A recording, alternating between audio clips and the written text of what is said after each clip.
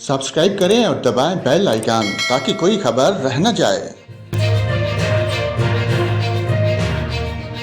और नाजरीन, आपको बताएं, बलोचिस्तान के शुमाली बलाई इलाकों में तूफ़ानी बारिश, सालाबारी और बर्फ़बारी ने निज़ाम ज़िंदगी को मुतासर कर दिया। शुमाली बलाई बलोचिस्तान में 50 किलोमीटर फ़ी घंटा की रफ्तार से हवाएं चल रही हैं। ताशरबात में तूफ़ानी बारिश हुई, जबकि सरबेश कच दुज़ई में 1 फुट तक बर्फ़बारी हो चुकी है।